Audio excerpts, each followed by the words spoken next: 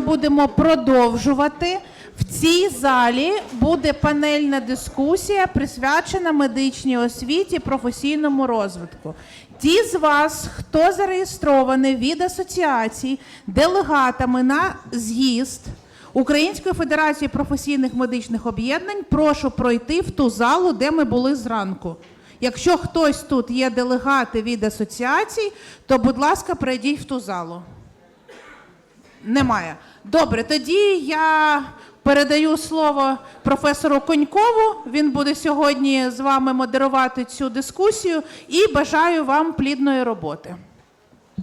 Дякую, пані Олександра. Доброго дня, шановні колеги, шановні гості і друзі.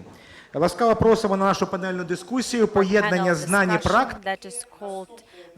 Bridging knowledge and practice, the next chapter of medical education in Ukraine. Indeed, today we are gathering Ukrainian and foreign leaders to discuss how to combine theory and put it into practice, how to integrate new rules for the continuous professional growth, and how to promote our system of medical education in the times of great challenges and opportunities. Primarily, I would like to give floor to Mark Herman, and he is the coordinator public connections, the ENS.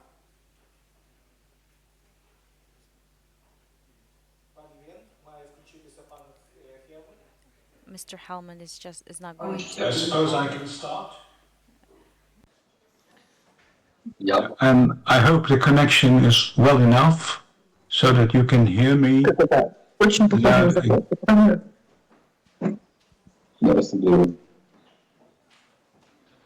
Okay. If I can continue, okay. First of all, dear colleagues, my name is Mark Hermans. I'm the officer for EU and international affairs within the UEMS. Unfortunately, for reasons unknown to me, Professor Vasilios Papalois is not able to attend the meeting, so it's really an honor to replace him and to speak to you with, first of all, a really high level of admiration that within these difficult circumstances that you all have to work in, you continue to work on improving quality of practicing and teaching, etc. Since I am talking to you quite unexpectedly, and that's a surprise, I will speak from a general perspective. UMS has three main pillars that it is addressing. First of all, postgraduate training, as many of you know.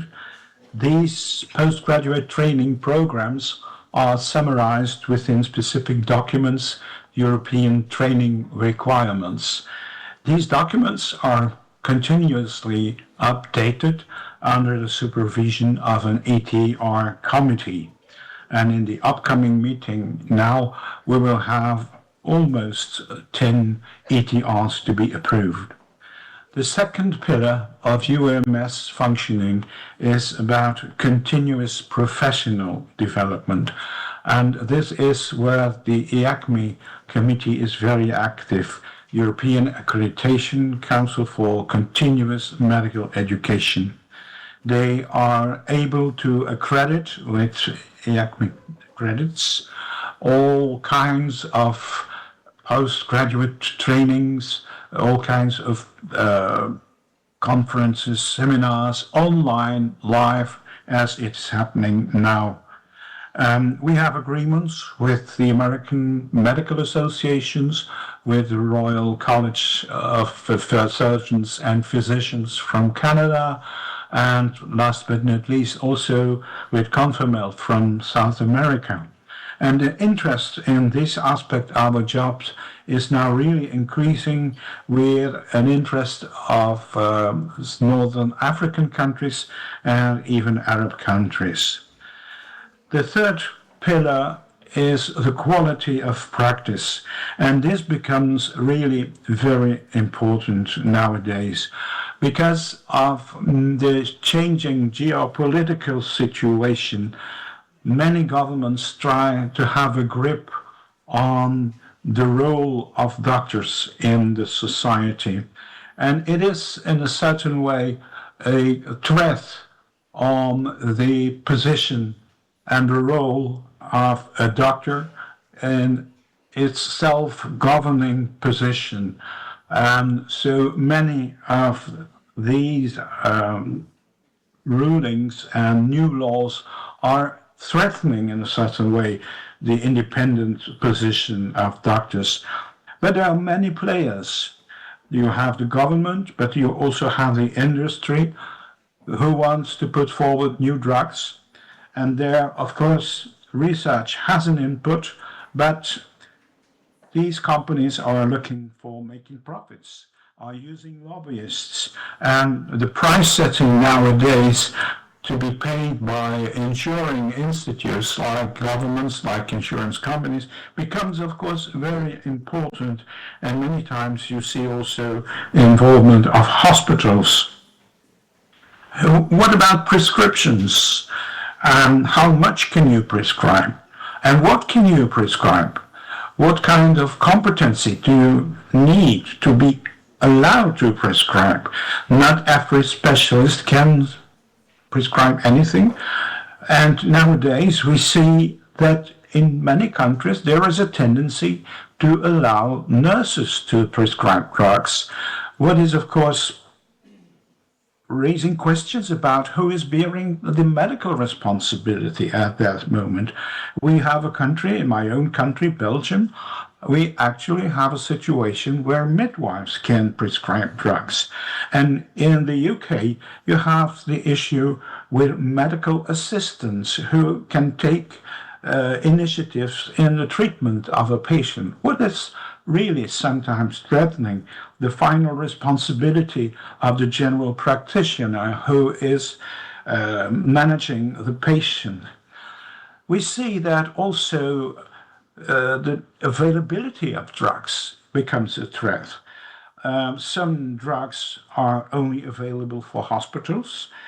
Some are only prescribable by specific specialties only, or drugs just disappear from the market, are no longer available because they are too cheap, according to the meaning and opinion of the drug company.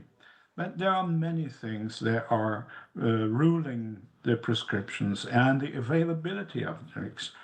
What about interventions that you want to complete as a doctor? Are you allowed to do something? I was trained as a doctor, and we were legally allowed to do whatever. That was the law. But nowadays, we see laws that don't allow you to do or make it very difficult to do. We see nowadays deliveries in my country are no longer done by general practitioners. You have gynecologists, you have obstetricians. And of course, with the shortage of the workforce in general, these things become really sometimes difficult. It's not only who is performing the thing, but it is also the question of the equipment. Is a hospital allowed to buy a certain equipment? Is a surgical intervention reimbursed? Who does decide on that? There is a competition between hospitals, and hospitals many times feel that they should have their own rulings and their own government. It is sometimes quite clear that the impact of the doctors working in a particular hospital, the impact on the governance of the hospitals is quite low. And then, of course, on the European level at this moment, the recognition of specialties, there is Annex 5 with a list of specialties. There is a tendency to increase competencies.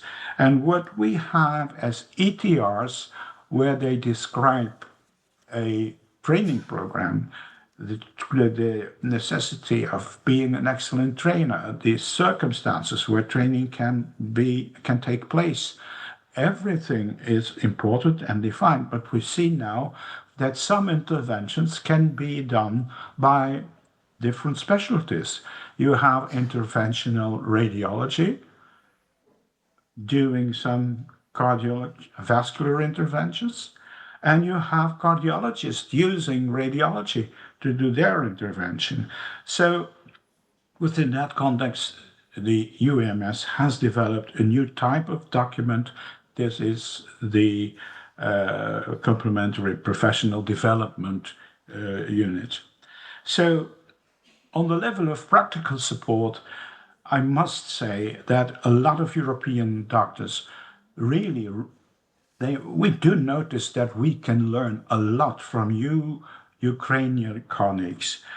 You have been opening our eyes, and I definitely support all initiatives where we can learn from your experiences in these very harsh difficulties. So, out of my heart, a big thank you to all of you. I was asked to speak about 10, 12 minutes. So I'm open to questions. Uh, Let them come, and I'll try to answer as much as I can. Thank you very much for your attention anyway. Дякую. Thank you, Mr. Mark, for your wonderful speech on innovation partnerships that can support the Ukrainian medical employees in the current conditions. Does the audience have questions? Because Mr. Mark is open for your questions, please. Okay, then thank you, Mr. Mark, for your wonderful initiative speech. Initiative speech, and thank you very much for your opinion according to the support of Ukraine medical specialists. And separately, thank you for your opinion according to the hard work for the Ukrainian doctors and nurses. Thank you very much. Окей, вельмишановні колеги, Dear colleagues, and now a small comment. Every speaker will have up to 15 minutes for their presentation. After all of the presentations, we're going to have an open discussion with a Q&A session from the audience. And if you have questions right away, don't forget them. Please note them down and give us, and we will articulate them. So I'm encouraging you to actively participate. We want today's session to be interactive and very well grounded and useful for each and every one of you who's present here. The only exception to the presentation of Mr. Sergei Ubohov, he needs to be urgently at the meeting, so we will take your questions right away, right after the presentation of Sergei Hennadievich, Director of Department of Medical Professionals, Education and Science, Ministry of Health of Ukraine. Thank you for being here with us today. Thank you. Unfortunately, I can't stay long, just 15 minutes. In 15 minutes, I need to go, but maybe that's how I'm not going to take a lot of your time.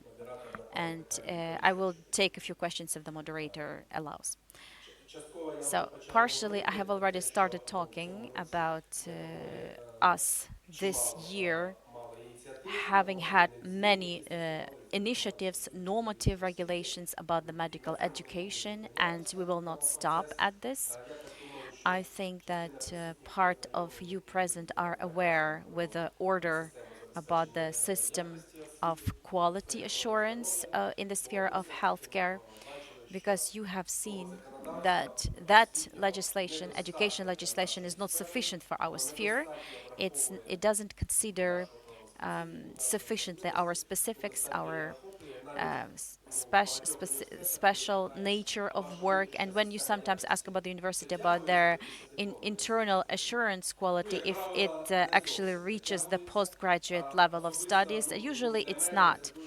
And for me, this matters a lot because the majority of professions and access to these professions is gained on the stage of postgraduate studies. Yes, like internship and specializations. And now we also have the continuous professional development.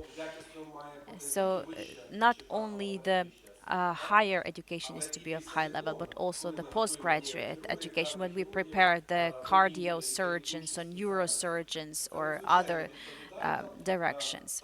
So this is very responsible. And yes, we once had some methodological offices or cabinets where we had typical plans and programs, curriculums. So we had some certain standardization in place. But now there are no standards in the sphere of postgraduate studies because the legislation doesn't envisage this. That's why I have announced that we are launching the draft law, the comprehensive draft law that will make amendments to a number of laws about education, higher education, and the parliament promises that they will promote the draft law on education for grown-ups, for adults, for it to be also in line with the concept of our medical education and our system of continuous professional growth that has been launched. Within the context of this, we have piloted together with the University Shupyk the doctor residency in 2024, and this year a few more universities have joined. They took a look. They wanted to also do like Shupyk did.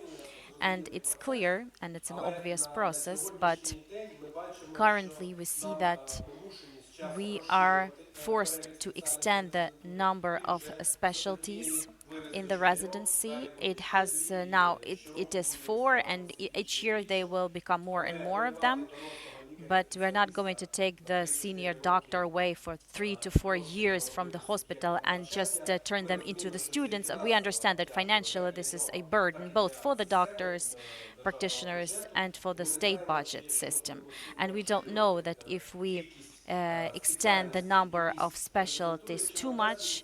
I don't know if the Ministry of Finances will give us funds for this. The scholarship is 16,000 now, so that's why we have initiated such a profession as the resident doctor, and the position in the Order 65, we have the position like this, and we're going to develop it in the following way. So that next year, or maybe we will still use this model we have now for 1 more year or 2 years, and then we will switch to it being the position in the hospital where they get salary.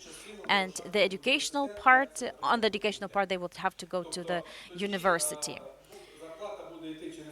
So National Healthcare Service will be paying the salary. They will be directly engaged to these programs, and this will be much easier. Also, within this context, we are thinking a lot about optimizing the list of doctor specialties. Currently, we have 120 plus 8 for dentists, 6 pharmaceutical, and 30 more the professionals in the sphere of healthcare who are no doctors or pharmacists. And we see when there are so many of them, it's more difficult to manage them. That's why it's very probable that we are going to bring them into alignment with the 36th directive of the EU. So the number of specialties can decrease, but at the same time, the number of subspecialties that we have already started implementing, it will grow. And this will enable not needing to score in the 3 specialties at the same time, because I can't believe that you can do it with quality on 3 directions and score 50 points per each of them. So this can turn into profanity or imitation. This is not about quality then. Therefore, it is better to have 1 or maximum 2 main specialties, but to have a few subspecialties to go with it, which are gained at the cycle of subspecialty, and there will be no need to have a special ultrasound doctor, but doctors from other specialties, they can undergo it as a subspecialty and add it to their professional portfolio and add such competencies to their opportunities. This is a more rational approach. It's easier to attest, for accreditation, for regulation. Plus, it gives more flexibility to increase such cycles of subspecialties. At the moment, we have a few initiatives from University of Shupyk on reproductive health, and our profile Department of Ministry of Health is supporting this initiative, at least. And I think this list will keep on growing. And clearly that all this conglomerate that needs to be controlled for these programs to be of quality. So we move away from needing to have just a paper. We need good knowledge and practical skills. Therefore, it's very probable that we will establish the quality agency, the medical education quality agency that will be possible after postgraduate studies. And at the University of Shupyk, we also see a big role of this university, because this university will be part of the preparation of methodological, analytical materials, and we are grateful for the readiness. So that's in brief, because I must go, but I will be happy to take a few of your questions, if you have any. Dear colleagues, please, any questions? Okay, then I will start. I will be the first one to ask the question. Tell me, please, which tools or mechanisms can be the most efficient ones for the practical implementation of the new roles in Ukraine? Це я був з мікрофоном, а у мене ще один мікрофон, да, виявляється? So I had two microphones. Двойний удар. Okay, it's a double strike then. I had two mics, I didn't notice. I guess I was just anxious. Що ми зробили? So we have what we already did. Я думаю, всі 725 I think that everybody know about the resolution 725. If you haven't read it, please read it. We have increased the level of requirements for providers for control, and we have initiated the order for complaints. виявляється такий факт, So if there is a fact of some violation of requirements, like integrity, доказова медицина чи реклама фармацевтичних or some commercial or pharmaceutical products, then there's a chance to identify it, to file a complaint, and there will be certain response to it. того, що можна втратити реєстрацію. And then the provider can lose its registration. But this is only step one, and it was not easy to be taken. We also want to introduce certain criteria for quality monitoring. Це вже давно є. And we have the project І санкції, and sanctions, different types of sanctions, але за порушення. but for violations. So there will also be like Там на 3 місяці бути. some restrictions of rights for 3 months, for example, to be provider, or they will lose their registration completely, and this will keep everyone alerted. Plus, I know that, and this is a secret, don't tell anyone. So Зненацька з'являються. sometimes they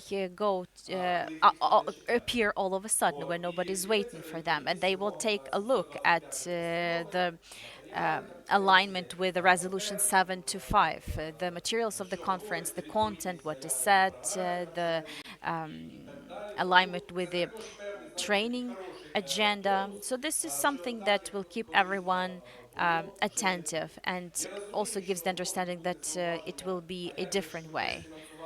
But then you may question where to find funding.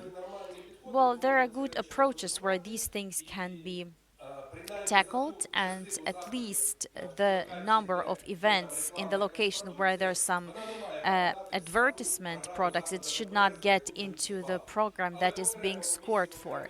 But in separate time, at separate place, there could be certain exhibition or presentation of the products. Why not? Doctors like to learn about some new things, but you have to do it honestly, openly, and correctly. And then there will be no remarks. There was a Mr. here who has raised his hand. Good day. Thank you for noticing. I have a question for Serhiy Hanatyovich.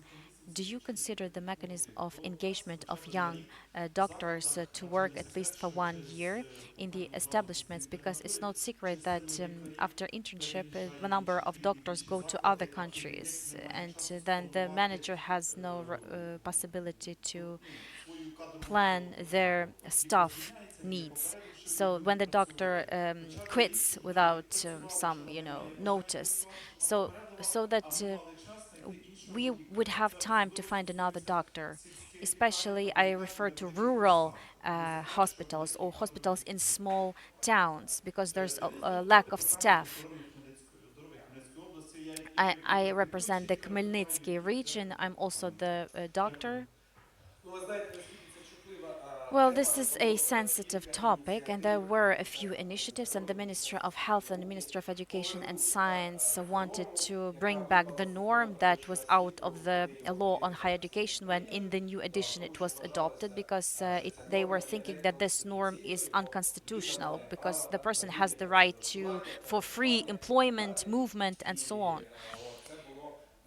And it was like a type of victory because people were like released from the slavery. But we understand that there is always a conflict, personal conflict here, like the conflict between the state interests and personal interests, and we are to find the balance. So the mechanism of coercion doesn't work now in the modern society with the modern generation. So we are thinking, how do we establish certain stimuli of incentives for young specialists to agree to sign the agreement for 1 year in the rural area. You know about the 200,000 support and habitation support, but it turned out that even that was not a sufficient incentive. Youth don't want to be, stuck to one place. They want to be mobile. So this is a serious challenge for us. And if there are any ideas how to do this, we will do it. But in fact, there is one more draft law by Ministry of Education and Science, where they have included the idea to bring this 3-year work back. But that's only for those who are going to sign this agreement when they enroll to the university. But for the rural area, that opportunity remains, but only for those where the territorial communities participate in tenders and when they get some preferences when they enroll for the budget position. But for them, there is the barrier 150 points or score. And often the residents of the rural area, they want to go enter the medical university, but unfortunately they only have like 130 points and they cannot apply.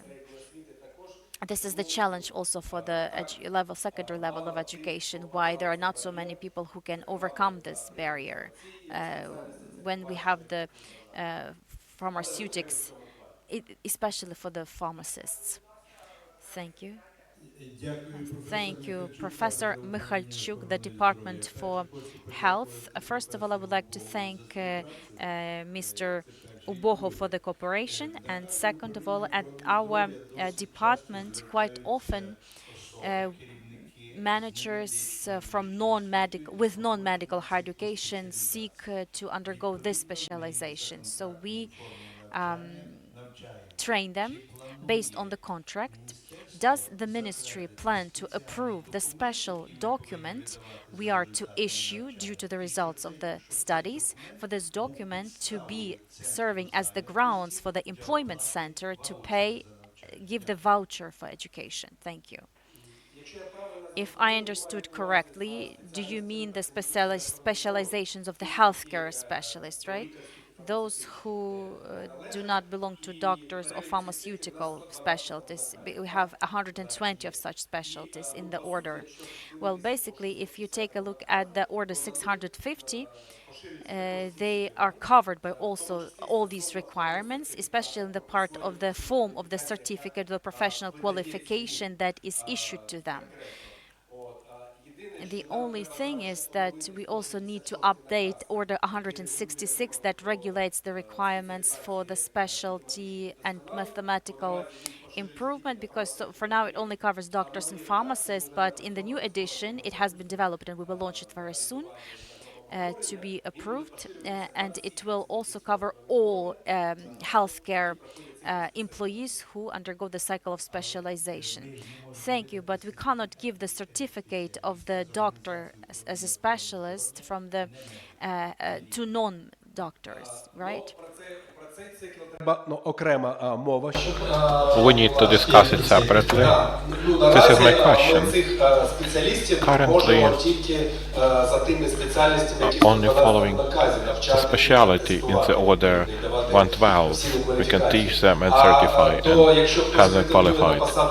And yet, if someone prepares for the position of the Director General of the hospital, whether municipal or regional, there is a requirement that he can have higher education for public administration or management, there is no political will that non-doctors for that specialization does not exist, and yet this is a matter for discussion. I would like to thank you for the creativity and your optimism and for the hope. As I can see, there are quite many questions. But we shall take note and then we shall send, or maybe in writing. Thank you very much indeed. Now we give the floor to Vitaly Tikholas, Professor, Director of the Scientific Institute of Management of the National Healthcare Institute named after Shupyk, and he will discuss knowledge, practice, and indeed the view of Mr. Vitaly. It coincides with the new strategy of our university, and he will discuss it now. You have up to 15 minutes. Thank you for this opportunity. Dear colleagues, dear participants of the discussion, I believe that over the time when our country faces quite a lot of challenges, and the largest of those challenges is the war, the matter of medical education is a matter of national security. Nowadays, the government pays more and more attention to the post-diploma component of medical education in the continuous development. Yet the professional way of the future doctor begins as he or she joins the medical university. At the times of fast access to information, on a number of websites like osvita.ua, one can find information about enrollment for the specialty of healthcare. If one makes such a request, then the universities that provide training of the specialty medicine is more than 30. On this interactive map, we have demonstrated classical universities, which are managed by the Ministry for Health of Ukraine, and we can see there are 14 of them. All of them have the lengthy history, and all of them have big traditions of education, and all of them have powerful scientific schools, and what is most important, they have a wide network of the facilities for the clinical training of students. Quite many of them have university clinics which provide practical training of the students, and also they provide for high quality medical treatment for the population of a particular region. 6 or 7 educational establishments that provide training in the field of medicine are subordinated to the Ministry for Education and Science. Among them, Sumy State University, which has been providing for such training for quite a while. And on the last interactive map, there are private institutions. The number of them is quickly growing, who also have the license for training on the specialty of medicine.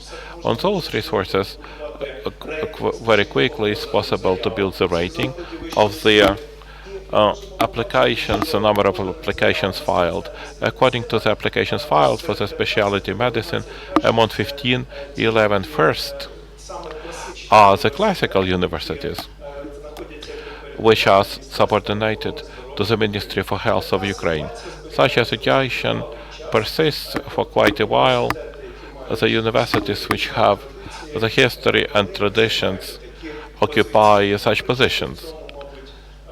And the reasons are probably obvious. This is reputation of such universities, because they are perceived as of better quality, more stable, more predictability, and also opportunity of employment. Geographically, they are spread all over the country, and also there is a concentration of budget-funded seats.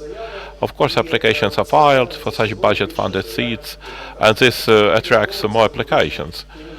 And also they have powerful clinical facilities that they have. As Sergei has discussed today, that 52, the points, those centers before 2020, or in the year 2022, when the war began, and when the constraints were lifted of 150 points, and the numbers of applications have been higher, twice, 5 to 6,000. And the universities had high enrollment for the contract-based education, 50% for the budget-funded seats, and of that, there were also from 50 to 100% the contract-based seats. Nowadays it's 15 to 20%. As for the medical universities, due to the war, there is a reduction of foreign students.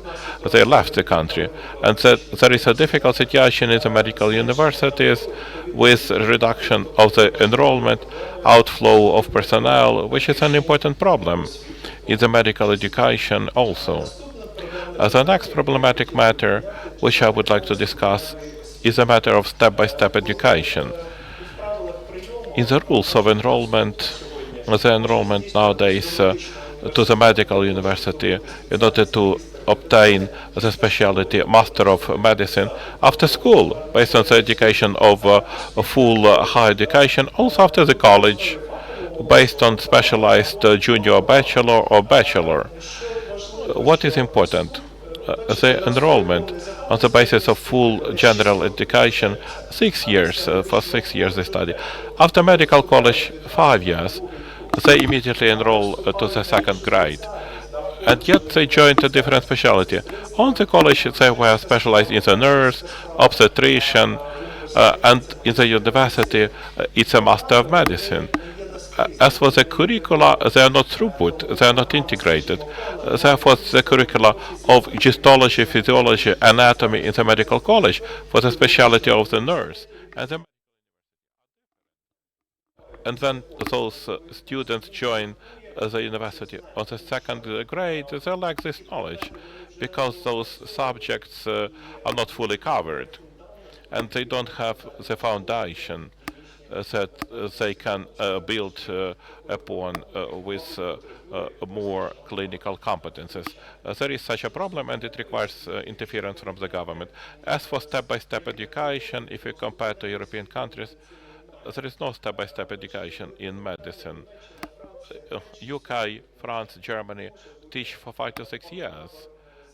There can be the Bachelor of Medicine, this is a regulated medicine, this is national security, therefore the duration of studies is clearly regulated. This is regulated by EU directive, which defines the structure of education, medicine, dentistry and pharmacy. Therefore, the diploma after such a curriculum is automatically recognized in all countries of the EU. Let me focus in more detail on another problem. Before you, there are typical blocks of educational program medicine. Such a program is available in all universities. It includes the main blocks. Please pay attention. The disciplines of fundamental training. They include also anatomy of human. The students study for 3 semesters. This discipline ends up with the exam. And if that audience today, that group, if this audience is medical workers, doctors, if you have studied anatomy, how you were taught the anatomy, you would say that it was on the cadaver material. And there are lots of advantages. A student receives exact knowledge about the structure of the body, also develops spatial thinking, and develops a respectful attitude towards the death of human body. Today, more and more, they're using modern technology like an anatomic table, augmented reality, and plastination and simulators. Do they have any advantages before the cadaver-based education? Probably not. In case of cadaver anatomy, the students can feel the texture, the consistency, density of tissues, and every human body has variative anatomy. And the standardized human whom we study with the help of modern technology does not give the understanding of the structure of human body. Because it's necessary to develop spatial thinking and develop surgical skills. In European countries, by the way, also they preserve the full courses of dissection. European Association of Medical Education note that hybrid models, cadaver plus technology, give best results. What about Ukraine? Do they use cadaver materials for the education in the field of anatomy? In the country, there is a law Ukraine on their bureaus. According to Article 6, the full age capable person may decide to dispose of the body and other biological materials in favor of scientific and healthcare institutions. The procedure of such a transfer is established by the Cabinet of Ministers of Ukraine. From the year 2019 until today, there is no such procedure. It is absent. Therefore, accordingly, in practice, they only use the museum preparations. Students of medical institutions have no opportunity for preparations in terms of the structure of human body and the preparations, which deteriorates the quality of education. Shall we focus also on the professional training, which the students receive on the 4th and 6th grades? Such subjects as internal medicine, surgery, gynecology, pediatrics. If you refer to the audience and ask a question, what do you believe is the best model of training, in the professional training? You would say on the real patient. Next to the bed of the patient, you need to study those disciplines. However, the ethical approaches, also information consent, not all of the manipulations can be carried out by the student, even under the guidance of highly professional mentor. Therefore, the global trend is transitioned from working on skills right on the patient to the simulation technology. With that, the safety is observed of the patient's ethical standards, also they minimize legal risks, and also many times they can work on particular manipulation, and students have access to rare scenarios like providing during emergency condition resuscitation.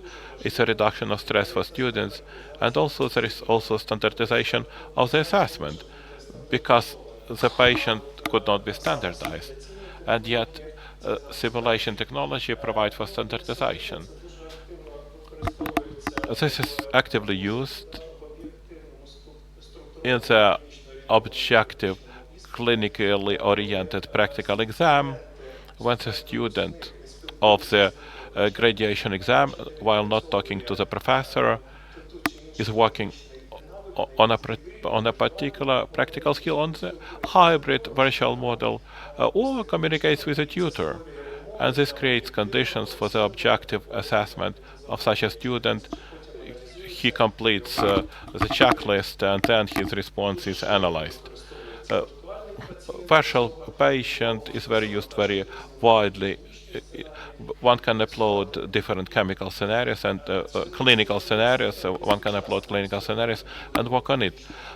The modern system of improvement of training and improvement of safety of patients. It's important to integrate simulation medicine in all levels of medical education, to create a national network of accredited simulation center, to prepare accredited instructors and develop the modules and assessment of competences. What the graduates are missing after completion of universities. First of all, they feel a lack of practical skills. Secondly, they are not ready to communicate with patients. And number three are the gaps in the medical legislation. Medical education is to educate not just carriers of knowledge, but also competent professionals who are ready to the real practice. Therefore, in the educational programs, we need to introduce educational components, the disciplines focused on communications with a patient, training how to communicate with patients and his relatives. What the students note? They lack practice of communication with real patients during the training, a lack of the training for difficult discussions, uh, notification of diagnosis, death of the patient, lack of understanding of psychology of different age groups of patients.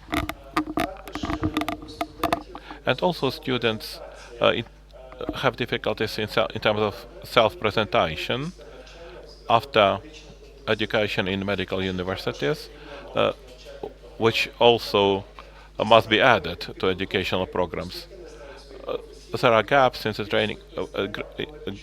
Graduates have little knowledge about their professional rights, about the insurance of professional liability, lack of knowledge about how to interact with the law enforcement. I would like to discuss another problem. I believe that in the year 2025, it's very good that the electronic system of distribution of internships is now working. I believe that it is important to be seconded to the proper educational, to the proper healthcare institution for internship, depending on success in education.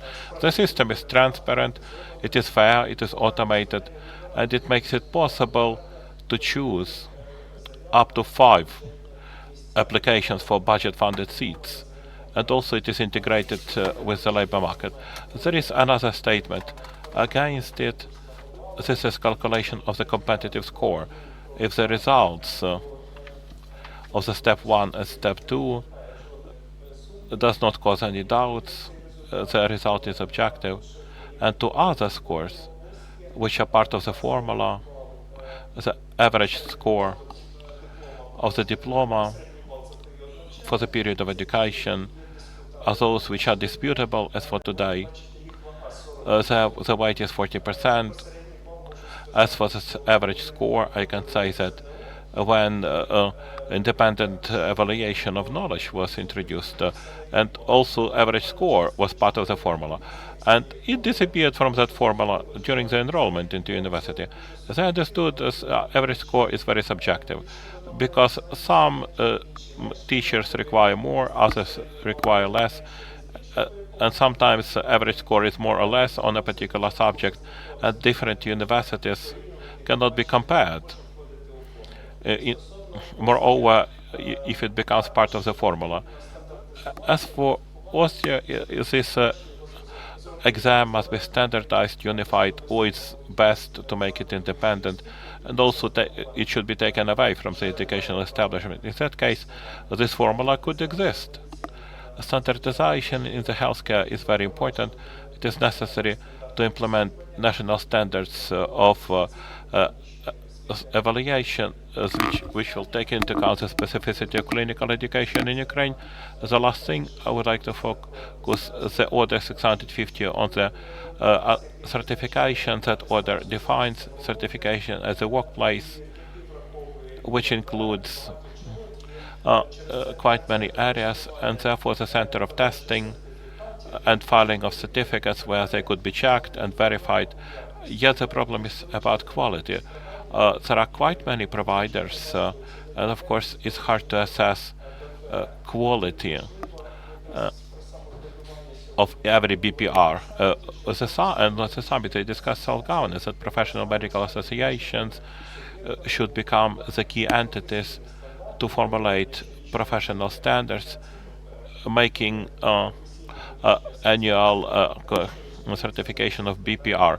Professional medical associations have best understanding of the matter of quality, and I believe this is quite an important matter. I believe this could be resolved. If it is resolved, then we shall improve the practical training of our future doctors. Thank you for attention. Thank you much indeed, Vitaly. You may ask questions from the room. Please raise your hand to receive the mic. I have actually a question. The question is how the universities can faster integrate the innovative technology and practice-oriented studies with the standard programs. Probably the resources are needed that we could integrate because modern methods are is high-tech equipment, virtual patient, simulation instruments. Of course, they are cheaper, and yet some models are more expensive.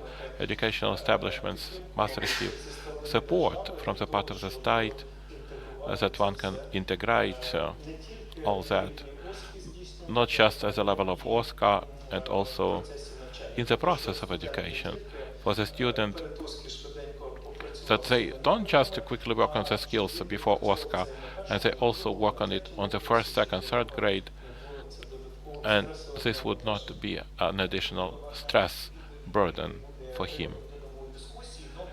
Your response will be a reason for another discussion, yet shall we have more questions? Question to Vitaly. I would like to ask the following question.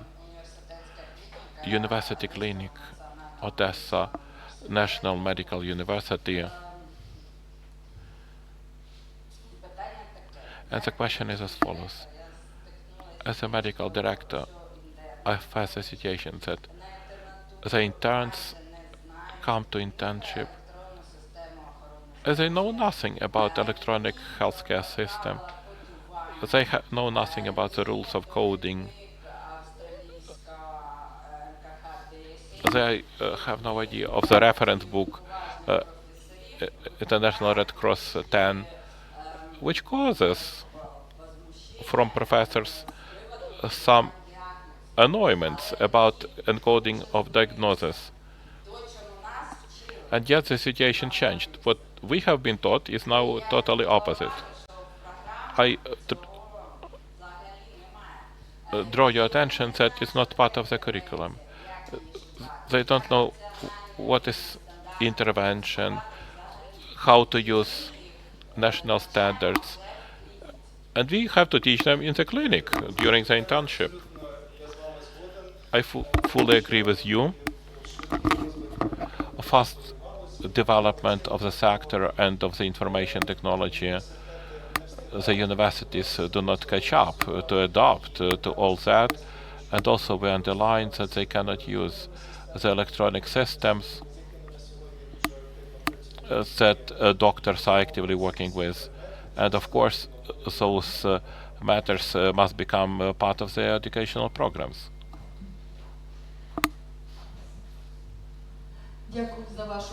Thank you very much for this well-grounded presentation.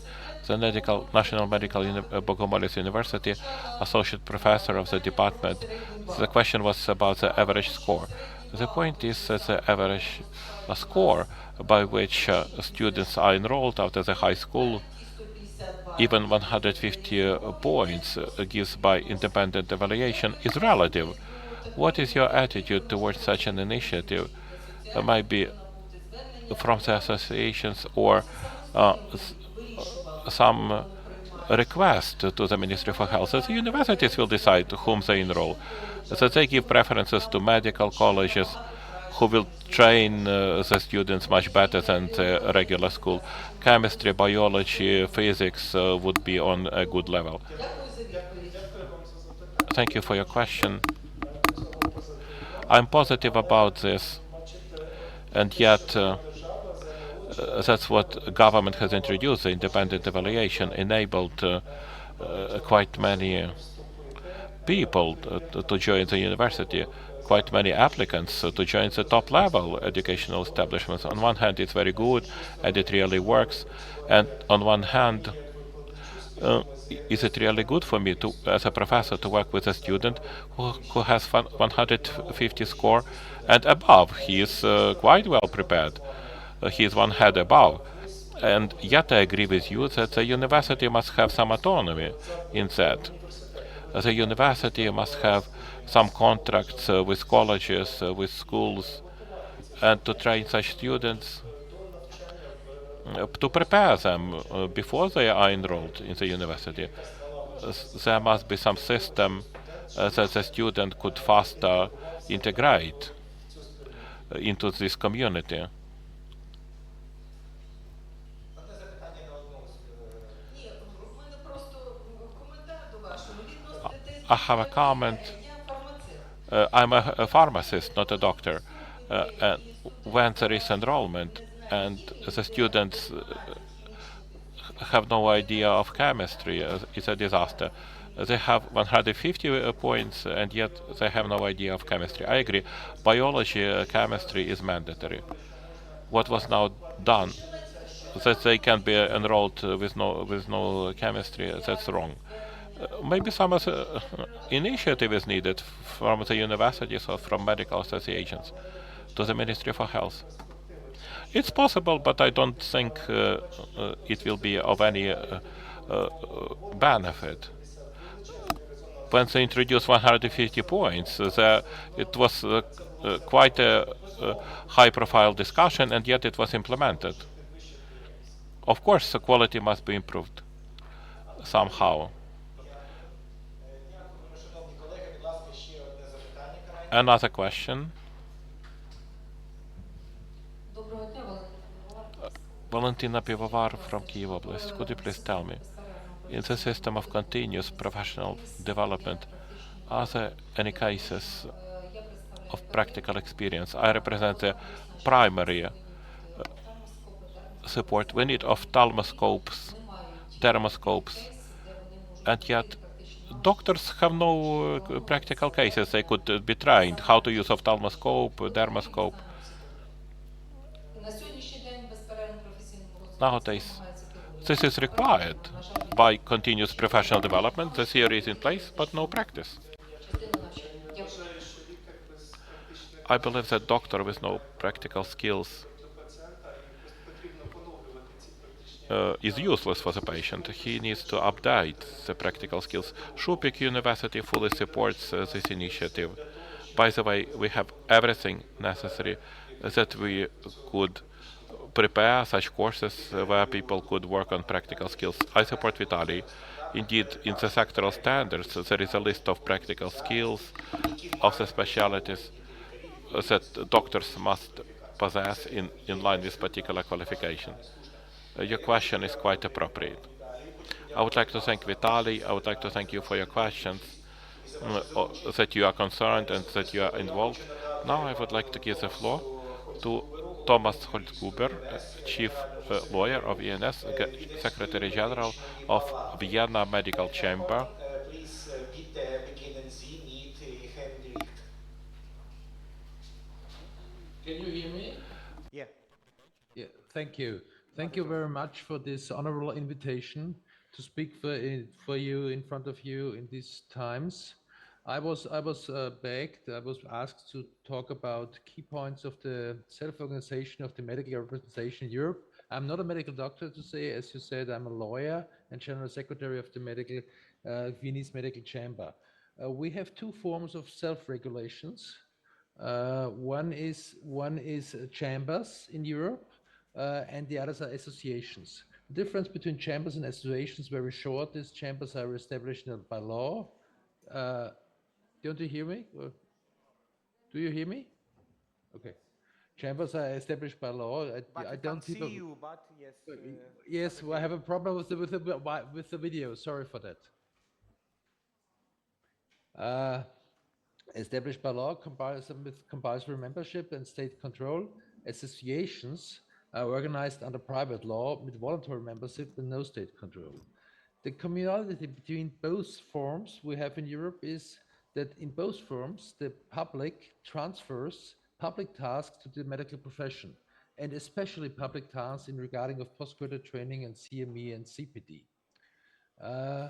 What are these principles of self-regulation? All these organizations, not whether they are chambers or associations, they are members are only professionals, mostly general practitioners or specialists. In some resorts are also dentists or other health professionals. This is not everywhere the same in Europe, but mostly general practitioners and specialists.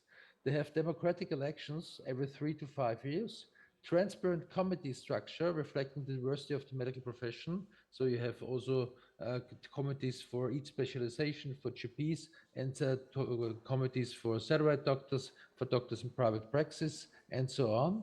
And they are, and this is very, very important for the medical profession, even for an independent CME, CPD, and postgraduate training, they have an independent financing through the membership fees. So the medical doctors pay these organizations, they vote for their representatives, and so they are state independent. And this guarantees a very good quality and high quality and independent quality of medical health care.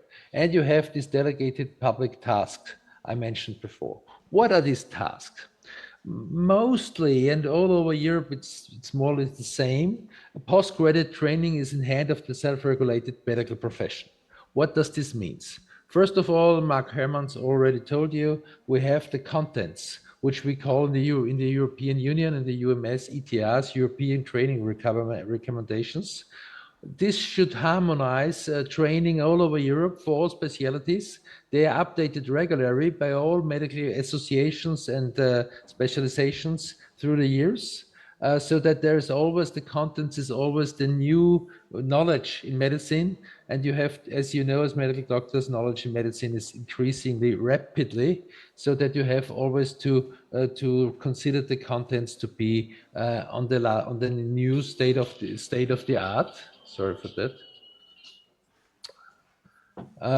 Then the organization of postgraduate training, which means that you have to ask where medical doctors or where junior doctors can do their postgraduate trainings. Also the visitations, which means you have to look for the quality of the postgraduate training, and because you have to look for the in the training centers, as we call them, you have to look if the quality is good, and you have to talk to the doctors who train and also to the trainers and to the trainees with standardized forms. It's not like a Pope control where you want to find mistakes or something.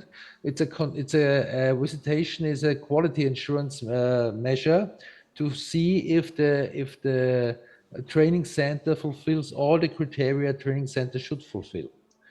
And at last, it's nowadays very common, even in the European Union, but also outside the European Union, that, and you had this discussion before, that a lot of medical doctors are trained abroad. They are not doing their training all over in their own state country. They are going to other countries inside Europe, inside the European Union, or outside Europe.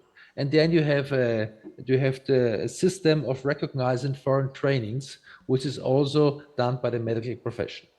The next thing is we all have all over Europe medical assessments or examinations. Even if you're a GP or a specialist, you have to pass an examination. There are two forms of examination. One is every year. For example, in a 5-year training duration, every year there is an examination. In Austria, for example, we have only one examination, which you can do in the last year of your medical postgraduate training, but you have to stand this. And to be honest, in the real life, 95% of all junior doctors stand these examinations, but we have 5% who don't stand these examinations, and they have the possibility to make this examination again, so that they can fulfill the training requirements. And we all know, and the patient can be sure, that there is a qualified medical doctor working for this patient. Then we have the CME CPD processes. As you know, lifelong learning is very important, and we have, for example, in Austria and Germany, we have 200 CME credits in 5 years. So 50 credits per year you have to gain to keep your license. It's obligatory. If you don't do it, you first get a panel by a money panel, and when you don't do this, you again, then it could be that they take away your license, but it's very seldom. In the practice, 99% of all doctors fulfill the CME CPD requirements, but it's quite a lot. 50 hours in 1 year means 1 hour per week. it's much more than all other health professions and all other professions, lawyers or other professions do have in reality. But the medical profession says this is important, and it was the wish of the medical profession to have a very strong CME CPT system. And the self-regulated organizations, chambers and associations, they make the contents, so you can choose your contents as a doctor because you are all grown up, but they are controlling that the contents are free from influence of the medical industry or other providers, so that the face the view is only put to the medical information you need to keep your knowledge alive. And then it's also the control is by the medical profession, and we are, for example, we have it in a digital way, so that when you have your 250 credits, you get an email by the Medical Association of Austria that you can have your diploma, that you have fulfilled all CME CPT criteria all 5 years. Then some other very important assigned tasks we have for the chambers. They also make the management of the list of registered licensed doctors, including qualification and working places. So it's also a question of quality assurance that every patient can see that his doctor who treats him is regularly in the list, is registered, and is not a non-medical profession, so that the patient can be sure that the medical doctor has fulfilled all the criteria of postgraduate training, CME and CPT. Then there is also a quality control in medicine, including ethical professional questions. Ethics are very important for the medical profession, because medicine is so evolving so rapidly that we all have the problem that we come to ethical borders, what a medical doctor should do and shouldn't do. We all have the discussions in Europe cross over about helping patients to die, which is a very difficult question. For example, we in Austria we had this discussion last year, and after I think 25 years of discussion, and now it's possible that the medical doctor can, under a lot of formal circumstances, help a patient to fulfill his wish to die. And there is also very important, and this is also mentioned about before, that there is a code of conduct for the medical profession, which means that you, as a medical doctors, you should have your conduct, what is allowed and what is not allowed, which is also controlled by the self-regulated medical authority, self-regulated medical profession bodies. In some countries, this is very various in Europe. These self-regulated bodies are also making the negotiations for, like, unions for doctors' fees in hospitals, or negotiations with social and private insurances for fees for doctor. For me, for example, I had a meeting with a lot of medical doctors this morning about negotiations with social insurances, because we are negotiating their fees. And there is also a lot of services for medical doctors, informations, and logically some political lobbying for the medical profession, which is very important, because in every society you have medical doctors. There is no society in mankind where there was not a person who looked for the health of the others. This is from the first tribes on. We have this, and this is in every society very important, and everyone relates to the medical doctors and trusts them, and this trust of patient to medical doctor is very important, and this trust will also be good when there is a good postgraduate training and a good CME CPT, so that the patient relies on the quality of his doctors. For these reasons, this self-regulation of medical doctors exists about centuries. You can go back to the school of Hippocrates or medical boards in the old Roman emperors, because even in the school of Hippocrates, they didn't discuss only the question what is good for the patient, what is bad for the patient, but they also discussed political issues. What fee do you get from doctor? How get you paid? How get you reimbursed, etc., etc. So there is always a gathering of the medical profession in any form, and if there is a self-regulation by clear rules, this helps also the politicians and the society steering a health system, and also, and this is therefore UMS is very important for all medical doctors in Europe, also the international exchange. International exchange, even especially in Europe, due to the European Union and to the work UMS does about the last 60 years. Now UMS exists merely is very important because this exchange help you so that you can see that all medical doctors are on the same level, and inside the European Union, this is also very important because due to European regulation, if a medical doctor has a diploma in one European country, he can can migrate to all other European countries, and the European states trust this other that a medical doctor is trained accordingly to the European system of medical training and postgraduate training, and also the requirements of CME CPD, which is state, but more or less all over Europe the same. So to be ended and to keep my time slot I was asked to keep, when you want a modern healthcare system with good trained medical professions, specialists, GPs, it's good to have a self-regulated medical body who looks after these postgraduate training and CME CPD aspects. Thank you very much for listening.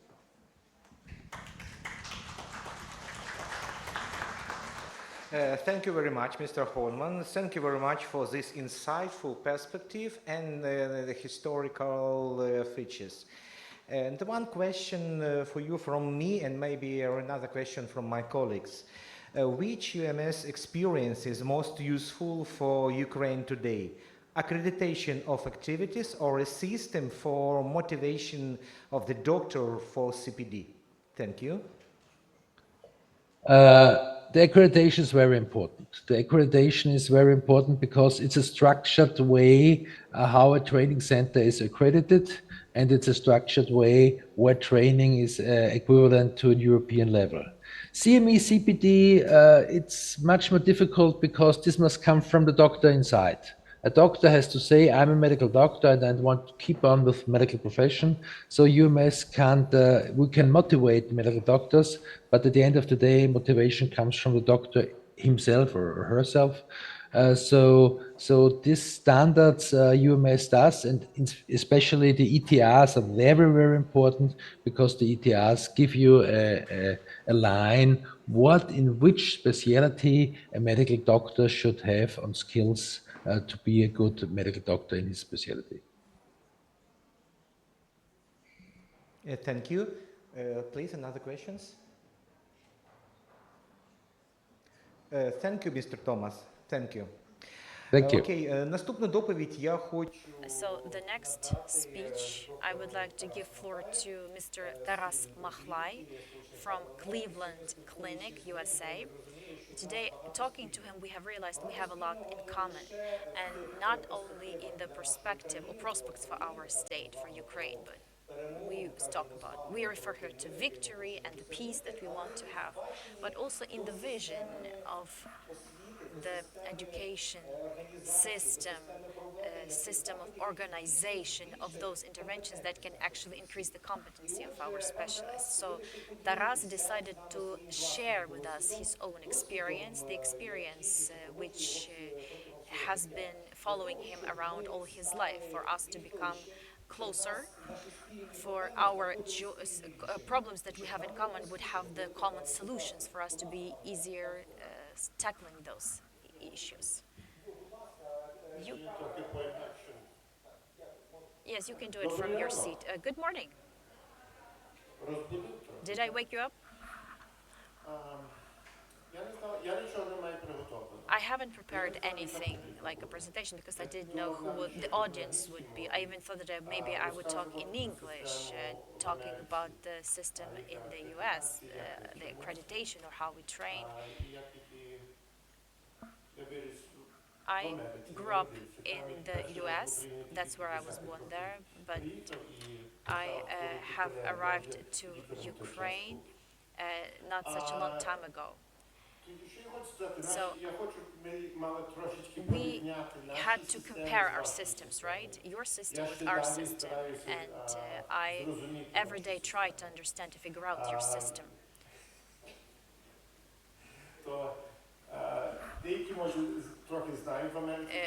Some maybe are aware with the US system, and thank you. It was actually very nice. I understood your system almost, and I also learned about European system. So you finish the secondary school and then you have to enter the university in US, because medical school doesn't would want to have you until you learn to study, because secondary school, that's one level, and the university, that's another level. So you graduate from the university, and if you have good score, if you have taken all the courses like chemistry, physics, philosophy, you need to complete these training courses. So then, only then you start the medical school, because they know that you are already a bit older, that you are aware of medicine, let's just say, medical science a little bit. Then you graduate from the medical school, and then you go to internship and residency. That's the system. No arrows anywhere else. First level, second level, third level. That's it. And then you are to get residency. And if you want to also have subspecialty, wonderful. You can do it, or you can just work. I have worked in one hospital, in the hospital system, over 30 years, and I never left it. So where I started, I kept on working there, but then I now am working like on Ukraine, let's just say. Now I'm interested in working in Ukraine. So our system is very straightforward. There's a national system that you have two specialties that require passing an exam, and they have two types.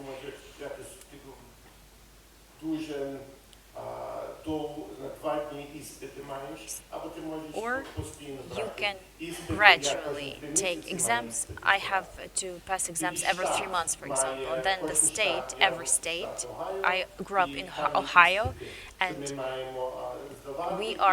there are exams that we have to take, and we have to constantly pass accreditation also. And there's a level like category 1 and category 2. And each state has like the requirements for these categories. But I am more concerned about these requirements that my hospital has, because my hospital has, the hospital you work in has the highest requirements. Cleveland is a rather big city, and we have like the system like in Lviv. There are 3 big systems basically. I now am responsible for exchange programs, and in Cleveland there is the biggest system, Cleveland Foundation. I went there to ask what they're doing there,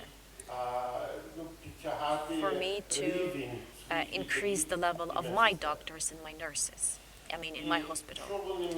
And they told me the following. So they wrote to me that this system has the system of 16 hospitals in Cleveland, and they have 2 directors who are responsible for scientific work. 30 employees are helping them, and it's up to 6,000 physicians within the system, and maybe 8,000 of nurses and others. And last year they had organized some events or some scientific training events Is there such a word as an event in Ukrainian? Yes, so conferences, let's say. They had 2,765, and first category 1,733. So I think I have divided to you. So each day 4.5 a day people have to study, and doctors, nurses, they can also create their own, I don't know, scientific institutions. I don't know. Because you have, they are taking care about what the doctors want, what the physician want, what the nurse said. Not somebody is telling them from the top. So this is the philosophy. Maybe I would like to pass on, because from what I hear, is that you are willing to do this as well, but it needs to be done. That's all. That's all it takes. Just do it. Many thanks, Taras. Indeed, we are saying that a brief speech is a straightforward speech, but given our timing, it means that we'll have a longer Q&A session. So I'm helping you. Yes, you are. So tell me, please, which practical element of the training in the Cleveland Clinic do you consider to be potentially adapted for Ukraine? All, mainly, to be more exact. You can come, for example, let's say there's a lunch break. People don't take lunch, but they can use the lunch time to go to conference to get some new knowledge. They can, mix these things. Or you can watch some podcast, webinars, anything. It can come in any shape. And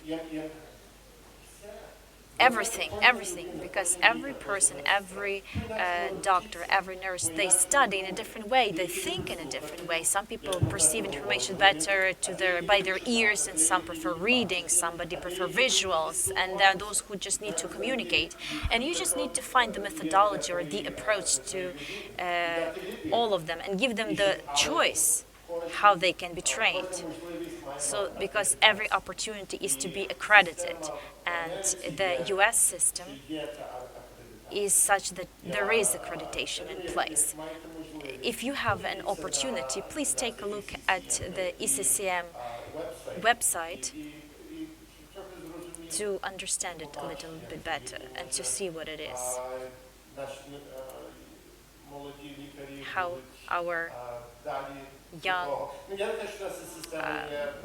medical practitioners will approach this. I'm not saying that our system is perfect, but you can borrow certain things. Thank you, Taras. We will definitely pay a visit, and we'll see how it all isn't going with you. Are there any other questions? Good day, Mykolaiv, Directorate for Health. My question is the following. Today we heard from the MP the proposal to license doctors and to have more responsibility for the medical services that are provided to patients. I would like to hear about your vision, given that if the clinic or hospital, private or communal, public one, if they have some problems with the quality of the services, then the question about licensing is being solved on the level of the expert commissions, regional ones, or Ministry of Health level. What is your vision? Do you think these are advantages or disadvantages? Thank you. I'm sorry, but I can't answer this question, because for me to be able to answer nicely, I need to live where you live or where you work to be able to tell you what suits you best. But I think our psychology, the US psychology, is a bit different. I think that some people arrive here and they tell you, we will train you how to build Ukraine. But I think I should listen to you first, yes, and to give you the potential piece of advice. Because, sorry, I cannot answer you properly. Because we need to cooperate, and to borrow maybe things from the US system and to see if they work in your system.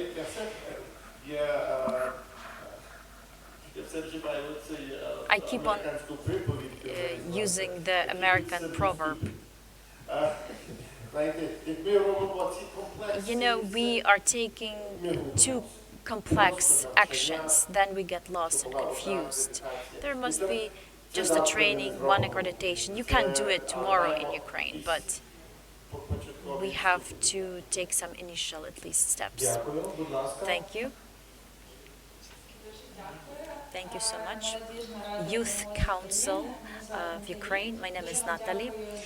Thank you so much for your statement that it has to go, it must be bottom-up approach, not vice versa. Today we heard that you need to listen to medical practitioners what they need, but not for them to be told what they need, even especially by those who don't live in their environment. My question is, how do you consider the opinion of youth when making decisions? How does this communication happen in your country? I mean, using bottom-up approach to actually know that youth has a word on the agenda and that they can have influence and that they are heard. How does it happen? Well, on the national level, on the level of the state, we have the American Medical Association, we have the national, regional, but this starts with residency program. And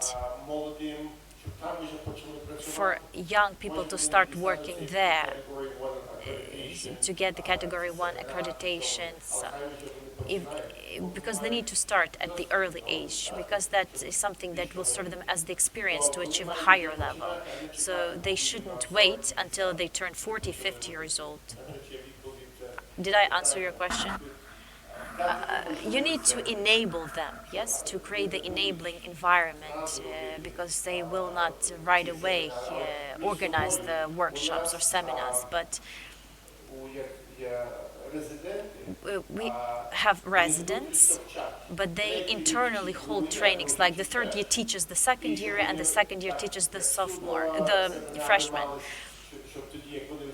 So that once they become the doctors, they are ready, you know, to hold trainings. I don't know if that can work with you. I did visit your hospitals, and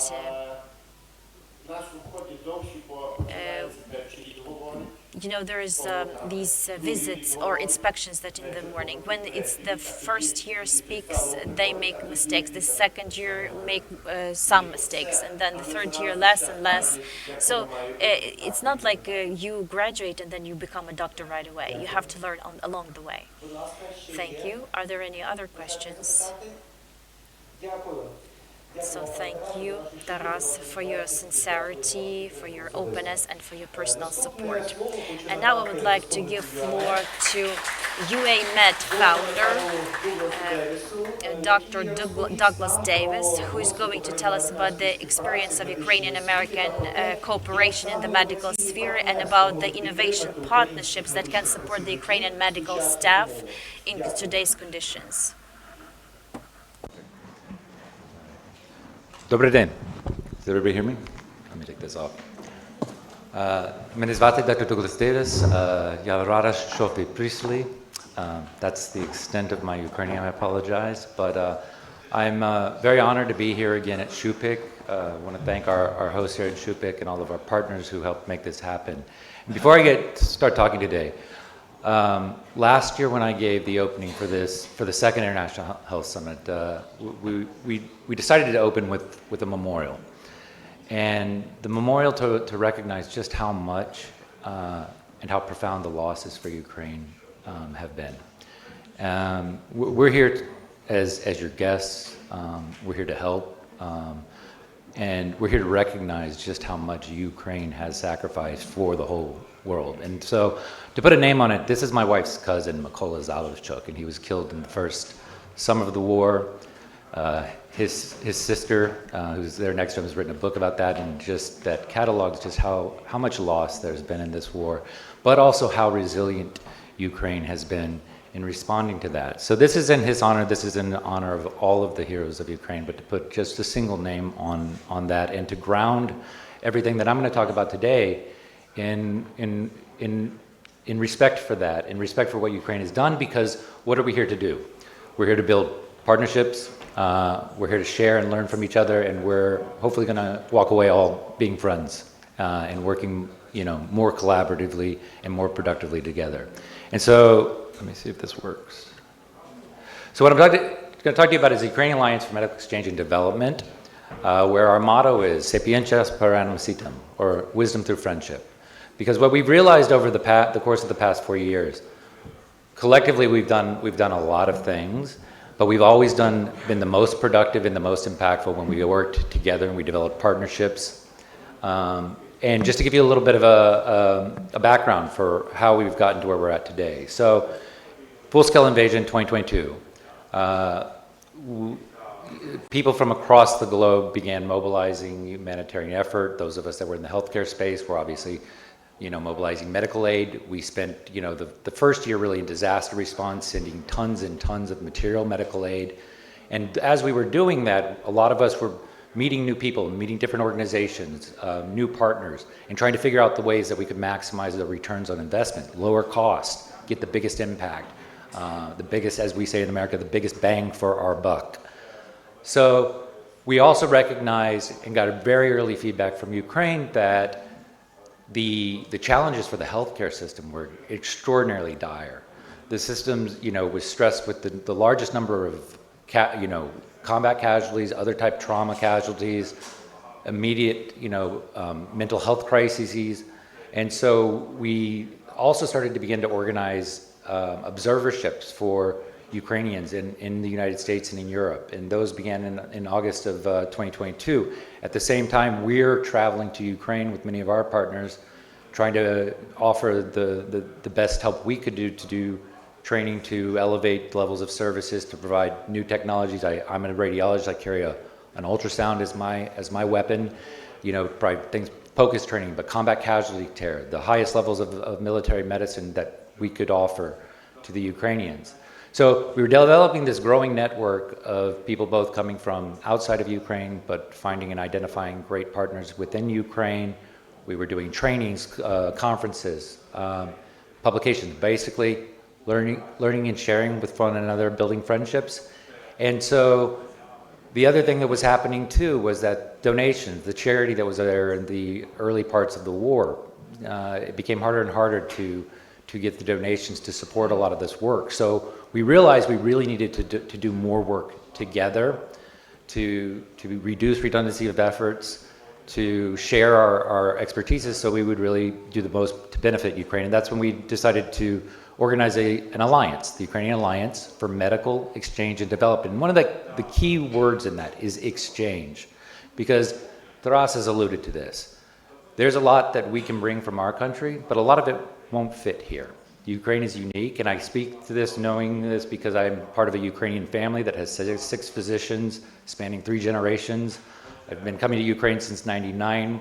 I've been visiting all your hospitals, and I try to learn about that because there's a lot you can learn from us, and there's a lot we have to offer, but we've actually learned a lot from all of you. And there's also things that we should recognize when we come here. There's a lot that's great about our systems, but there's also a lot that's bad. So we'd like you to learn from our mistakes as well. So this conference is now the first of a series that we're going to be continuing to organize. We're going to have a conference in Lviv next week, and then one in Harvard in November, but this is going to be a continuing process. But I just want to give you a little walk. This is some of the core group of academic medical scientists and physicians in the United States. Each of us, been a representative of, our faculty at some major academic institutions in the U.S., Harvard, Yale, Stanford, some of the major state universities. This is the group that decided to shape and form this alliance. We have online presence. We've been working with, numerous NGOs, dozens at this point. These are some of the original core non-governmental organizations, charity organizations that were a part of this. And so UAMed itself, it's not an NGO. It is a mission. It is a mission to form more partnerships, more friendships, to do more through alliance. So it's humanitarian focused. It's self-selective and self-organizing. Honestly, the way that all of us began working together is we realized we were all doing the same thing, and we were all repeating a lot of the same mistakes or redundancy of efforts, and we figured that if we all started working together and sharing and collaborating and using our resources together, we'd be able to accomplish much more. So it's an open alliance. Anyone is welcome to join who has healthcare focus. And we are focused on collective strategy, maximizing returns on investments, sharing resources, reducing costs in that manner. And this isn't theoretical. This is what we, objectively have done to date, where we've literally come in contact with thousands of physicians in Ukraine that we've been involved in helping training, providing educational programs. We, by the end of this spring, will have had over 400 Ukrainian physicians in the United States and Europe to do training in our hospitals at some of our top academic centers. We have hundreds of sponsors and contributors in the alliance. There's over 50 NGOs and other academic partners that are involved at this point. And we have actually produced real results, because one of the things about the exchange is there's a lot of knowledge and innovation coming out of Ukraine in the healthcare, out of the necessity of the war. Combat casualty care guidelines are being rewritten based on what's happening in Ukraine. So based on what we're learning in Ukraine, we're taking that, and this is important for Ukraine, we're doing peer-reviewed publications in academic medical journals. We're helping to build the academic acumens and CVs of Ukrainian physicians so that they can go out on the world stage and be recognized for the marvelous physicians that they are, and that all the things that they actually have to share with the global medical community. This is now just in the past year or a year and a half. This is one of the 10th conferences we will be doing before the end of this year. What are our core domains? Where are we focused on?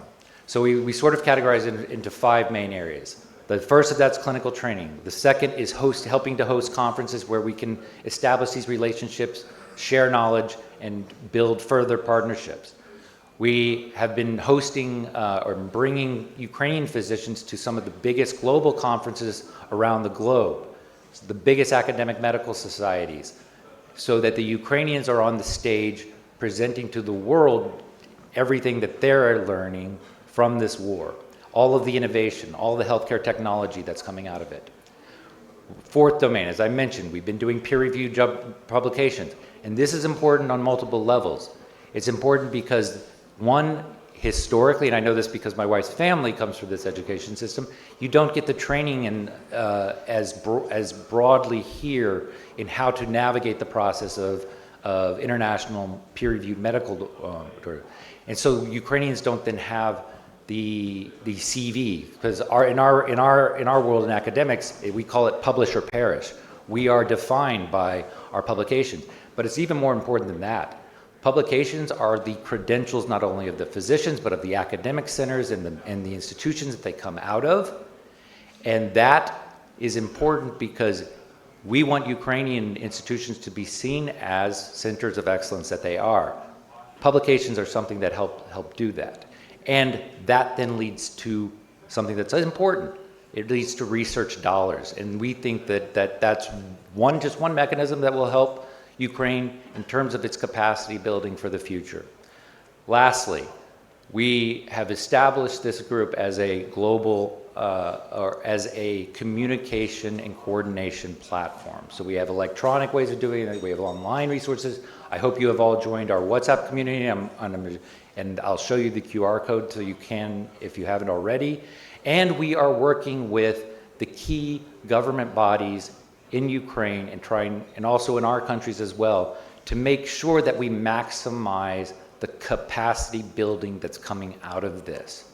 And so that we can actually get the exchanges of exactly those things that people like the Honorable Mihailo Radushki of your healthcare committee was talking about, to help empower Ukrainians to self-govern, to say, here's how we do it, see if it works for you, if not, try something else. So core domain number 1, clinical training. That's training that we have done both in Ukraine, and we do that both in person, but we also provide virtual resources, but we also observerships, fellowships abroad. And so here's just a sampling. This is a program at Oklahoma University that's done over 30, I think actually 60 trainings of observers. This is my wife. Where's Dr. Elena Rencas in the audience? She's a National Cancer Institute physician that trained in traumatology. I see you, Elena. With my wife at her institution in Wisconsin. This is our colleagues at Yale, where my wife and I trained. They've done, I think, also in the dozens of fellowships. Peace and development. They've helped observerships at more than a dozen different of the top, institutions in the United States. Johns Hopkins, Northwestern, others. Our Harvard-based group also done dozens of fellowships. Stanford group. So we've involved some of the, right now, Dr. Katarina Minko of your Ministry of Health and the National Cancer Institute. We were passing each other as I was coming into Korea, and she was going to my hospital in Milwaukee, and I'll be hosting her fellowship when I get home. But the point is, we've had incredible exchanges from that, and one of the key points that I think that it's when these people come to our country or to Europe and we do these trainings, they take, they're there to learn from us. But honestly, a lot of the people that run the programs end up saying, we've learned incredible things from the Ukrainians that have actually, changed people's practices. Because here's one thing about Ukraine. Every time I go home from Ukraine and I go to my hospital and I work there, I feel ashamed, because I see how much waste and excess we have in our system. And I see how much Ukrainians do more with less, that our physicians in the United States are spoiled. So I'm always a little bit ashamed. And that's been something that's been important as a part of this exchange, for our physicians to meet your physicians and to see just how resilient and innovative and entrepreneurial and they are. So hosting conferences, we've done many of those, and a big purpose of that is so that we learn from you what you actually need from a healthcare standpoint, and we try to learn from you all of that you're developing out of it.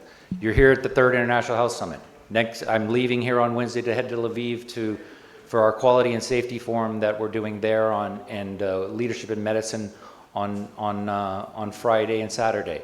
In November, we'll be bringing many of our colleagues over to the United States for our conference at Harvard, because we want to give that voice. There's a lot of people that can't travel here for a variety of reasons, so we also want to make sure that you're coming to us and that your voice is heard. We have been sponsoring physicians from Ukraine coming over and presenting at global academic conferences throughout Europe and in the United States. This was a physician from Lviv presenting with me at the Radiological Society of North America in Chicago last winter on all of the advances in combat casualty care and as they apply to radiology at the RSNA in Chicago. This is us at the American Society of Clinical Oncology, the largest cancer organization in our country, presenting on a publication about these observership programs and the benefits we've seen coming out of them. The peer-reviewed journal, medical article. So here's an article that we published with some of your Armand Kasharan from the Ministry of Health and others, helped us put this together to talk about what has been the impact. Because one of the things we do when we've done the observerships and things is we make sure that the Ukrainians that go back, they make sure to share what they have learned. And part of that's through publications, part of that's through taking, deploying the knowledge and guidelines that they may have learned in our hospitals in their own. And we talk about that here. But just to give you an example, this is just the current running list of more than 50 publications that have come out as a byproduct of all of this collective effort. And I point to one in particular that was just recently published in the Lancet, and this is important. Lancet is considered a top-tier medical academic journal. Ukraine there had only been 2 articles ever published previously originating from Ukraine in the Lancet. This is the 3rd, but we have 2 more in preparation or submission just to that. So the point is Ukrainians are getting published in some of the top-tier medical journals in the world now. This is one of our top founding members, Haley Uren. She's an infectious disease doctor from Australia who has been in country working with both your with your veterans and at civilians, managing some of the worst effects. She was the lead author on that. Finally, the enhanced communication platform. So this was, as we've developed all these relationships, we've tried to actually make sure that we're doing them in best coordination with the government entities, which can maximize the capacity building that's coming out of this. We've signed MOUs with several entities, the Ministry of Health, the Verkhovna Rada with Mihailo Raduchki, with the Youth Ministry, or the Youth Council of the Ministry of Health, but also with, so this is with the Rada and the Ministry of Health with Mihailo Raduchki and your Minister Liashko. We have also signed, MOUs with the Ministry of Sports, which might not seem intuitive at first, but I want to make the argument that one of the more successful programs we've seen, particularly in mental health and rehabilitation, has been the use of sports as good medicine. So this is us signing an MOU actually with Valery Suskevich, the head of the Paralympics Committee, where he helps run one of the most premier rehabilitation programs I've ever witnessed, and I mean in the world, which is in the Carpathian Mountains at the Ukrainian Paralympic Center, where your veterans, amputees, train side by side, rehabilitate side by side with Ukraine's best Paralympic athletes. It was a model facility because it was already developed before the war even existed to help train the top-notch, disabled athletes. And they're now tying that to mental health programs and community-based, family-centric programs. So it goes to, we're also, in everything we're doing, we're trying to think creatively and innovatively of how to address the size and the scale of the problems that Ukraine faces from a healthcare standpoint, but do so in a way that is unique to Ukraine's realities, to its culture, to how its civil society works. And so this is the group. We've had over 50 plus signatories on our MOUs. And this is the network that over the course of the 4 years we've developed to try and maximize our ability to effectively, do exchange of medical expertise and knowledge and alliance with Ukrainians. So that the non-governmental organizations, the charities, the academic organizations with which the faculty have done the training come from, and the government organizations on your side that have been a part of it.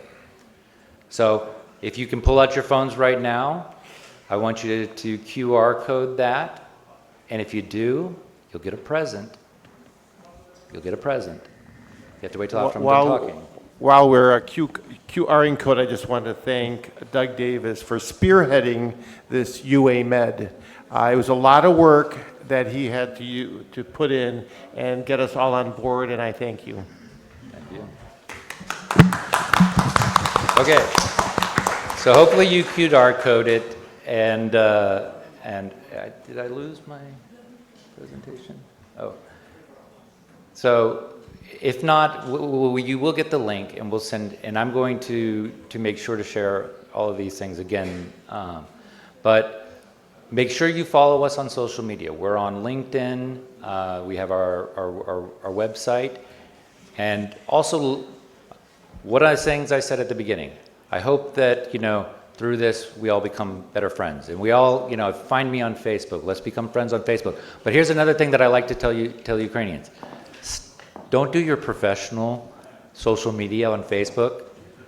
I encourage everyone to get on LinkedIn. And I've actually seen the most growth of Ukrainian presences on LinkedIn. This is your professional CV online. This is a way for you to connect with other professionals. So find me on Facebook, find me on LinkedIn. If you haven't created a LinkedIn account, please do. I want to give credit to my friend Thomas Humphrey, who's our IT, who helped me to put together this talk. But I want to say Dujidaku. And so this is my Ukrainian family back home in Wisconsin. But like I said, six physicians spanning three generations. Actually, Bobs is not in this, or older Bobs is not in this picture. So at least the two generations. So thank you all. Thank you. Thank you, Dr. Douglas. Thank you for your insightful presentation, and thank you for your experience that may be more useful for Ukrainian doctors. And I have one question for you, maybe another question from my colleagues. What forms of collaboration or maybe collaboration between Ukraine and USA, like online compatible program, exchange, are currently most realistic for supporting Ukrainian doctors in primary level?